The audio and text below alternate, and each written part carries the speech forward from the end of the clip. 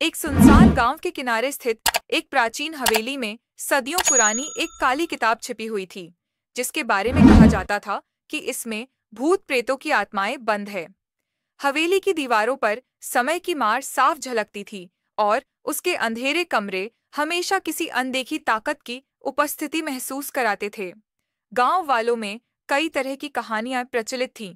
कुछ कहते थे कि उस किताब को खोलने वाले का जीवन अचानक अंधकार में खूब जाता है, तो कुछ मानते थे कि उसमें छिपे मंत्रों से प्रेतात्माएं आज भी आजाद हो जाती है। एक दिन शहर से आए एक जिज्ञासु शोधकर्ता अर्जुन ने हवेली के बारे में सुना। उसकी उत्सुकता उसके भीतर धीरे धीरे बढ़ती गई और उसने तय किया कि वह इस रहस्य को उजागर करेगा। हवेली में कदम रखते ही उसे एक अजीब सी ठंडक ने घेर लिया। धूल से ढके कमरे में उसे एक पुराने दराज में रखी एक मोटी काली किताब नजर आई, जिसके कवर पर अजीब सी लकीरें और गूढ़ चिन्ह खुदे हुए थे। कहते हैं कि उस किताब की बाहरी बनावट जितनी स्याही जैसी थी, उतनी ही गहरी उसकी रहस्यमयी कहानी भी थी। अर्जुन की जिज्ञासा ने उसे सावधानी के साथ किताब खोलने पर मजबूर कर दिया। जैसे ही उसने पन्ने पलटे, एक झकझक सी हवा चलने लगी और कमरे की दीवारों से धीमी धीमी फुसफुसाहट की आवाजें आने लगी। पहली ही पन्ने पर अजीबोगरीब चित्र और मंत्र अंकित थे, जिन्हें पढ़ते ही उसके मन में एक अजीब सी बेचैनी समा गई। उसे महसूस हुआ मानो किसी प्रेतात्मा की पीड़ा उसके भीतर उतर आई हो।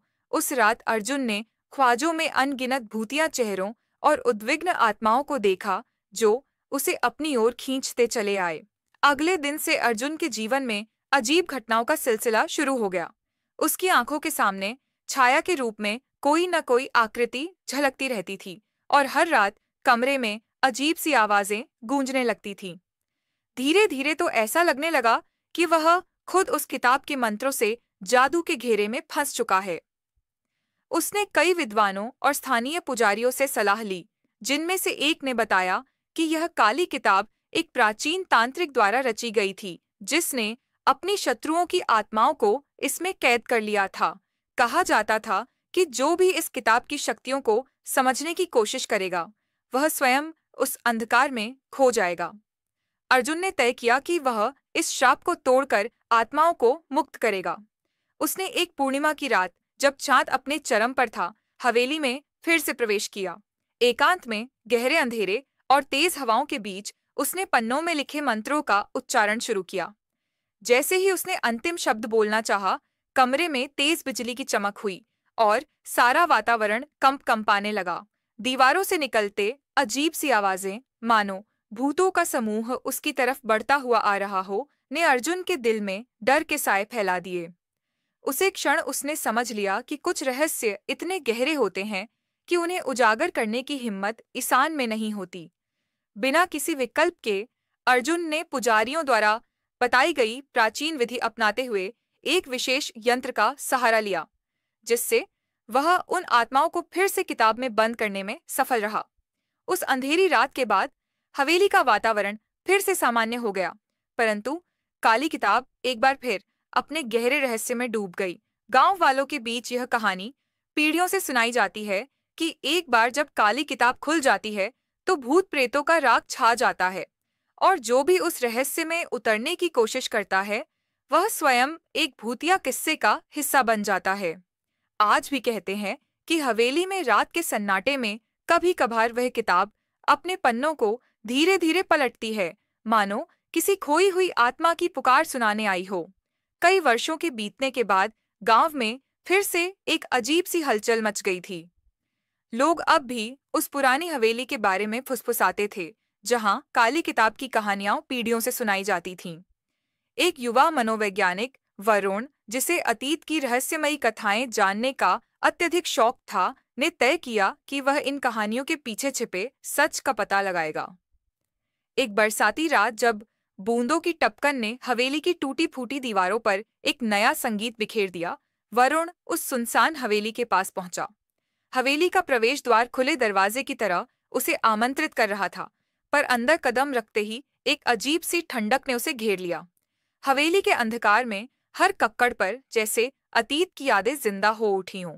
धीरे धीरे वरुण एक पुराने दराज तक पहुंचा, जहां उसने देखा कि काली किताब फिर से वहीं मौजूद थी, जैसे किसी ने उसे समय के सन्नाटे से छुपा रखा हो। उसको जिज्ञासा और थोड़ी सी घबराहट के बीच उसने उस किताब को ध्यान से खोला। जैसे ही पन्ने खुलने लगे, एक धीमी फुसफुसाहट की आवाज ने हवेली के हर कोने में गुंजन भर दी, मानो कई आत्माएं अपने दुहक का बयान कर रही हों। वरुण ने किताब के पन्नों पर लिखे गूढ़ मंत्रों को पढ़ना शुरू किया। हर शब्द के साथ उसे ऐसा महसूस हुआ कि वह उन बंद आत्माओं की पीड़ा और आकांक्षा में खो रहा है, जिन्हें सालों पहले इस किताब में कैद कर लिया गया था। अचानक हवेली की दीवारों से एक तेज हवा का झोंका आया और वरुण अपने पांव पर ठोकर खा गया। जैसे ही वह उठने की कोशिश करने लगा, उसने देखा कि उसके चारों ओर हल्की हल्की छाया मंडरा रही थीं। वे आत्माएं थीं जो अब भी इस किताब से जुड़ी थीं। उस क्षण वरुण को याद आया कि गांव के बुजुर्गों ने चेतावनी दी थी कि इस किताब को खोलने का दंड अत्यंत भयावह होता है। उसे यह समझ आया कि यदि उसे इस श्राप को तोड़ना है, तो उसे एक विशेष मंत्र का उच्चारण करना पड़ेगा, जो केवल एक शुद्ध हृदय वाला ही कर सकता है। डर और संकल्प के बीच वरुण ने गहरी सांस ली और मंत्र बोलना शुरू किया। उसके शब्द हवेली की सुनसान दीवारों में गूंजते हुए फैलने लगे। जैसे जैसे वह मंत्र बोलता गया, आत्माओं का राग धीमा पड़ता गया और धीरे धीरे हवेली में एक हल्की सी रोशनी फैल गई। थोड़ी देर बाद, जैसे ही वरुण ने अंतिम शब्द उच्चारित किए, हवेली में अचानक सन्नाटा छा गया। चारों ओर की छाया एक एक कर गायब हो गई और काली किताब फिर से अपने गहरे अंधकार में समा गई।